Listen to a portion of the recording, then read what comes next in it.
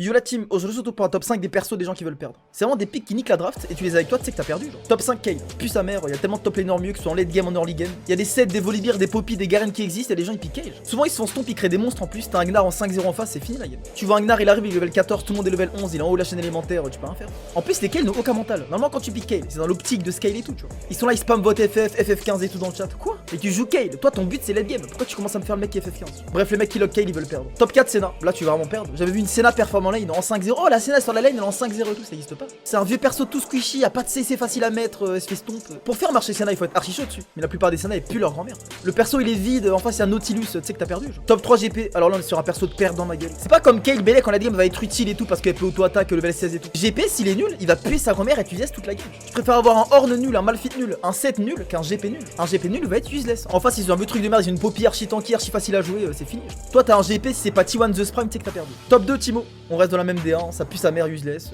Faut être fort dessus parce que savoir kite et tout, sinon tu fais 4 en boucle. J'ai jamais vu un Timo archi utile en V9 la game, genre. Forcément, le top laner en face finira par être plus utile. Même si le mec en face il perd un peu sa lane parce que c'est Timo, c'est un lane bully, il sera quand même au bout d'un moment plus utile que Timo. Bref, pour moi, tu lock Timo top, tu veux perdre. Top 1 et de loin, Sona. J'ai jamais vu des mecs qui veulent autant perdre que les mecs qui piquent Sona. Séraphine existe, pourquoi tu piques Sona? Soraka, Nami, y a tellement d'enchanteurs que tu veux piquer Lulu. Tu me lâches une Sona, gros. Non, franchement, je comprends pas, le perso est archi vide, il mériterait un rework tellement il est vide de ouf. En face, c'est un Nautilus, un Pike, n'importe quoi, tu sais que la Sona elle va être utile, genre. Ça pue sa grand-mère. Parfois, celui-là, je préloque Tristana, je vois mon support qui lock Sona, il est content. Va te faire enculer. Le pire perso de perdant que j'ai jamais vu de ma vie, frère. Tu regardes l'historique du poteau, il a 7 looses d'affilée sur Sona, que des scores de fils de pute, gros. C'est toi le problème, ma gueule. Pourquoi tu piques Sona? Ça pue sa mère. Mais tout est plus utile que Sona. Pour moi, tu lock Sona, c'est pareil que de courir mid d'aller perdre la game exprès. Bref, voilà, c'était mon top 5 des persos des gens qui veulent perdre. N'hésitez pas en commentaire si vous avez des idées. Et vas-y, la team, on s'attrape.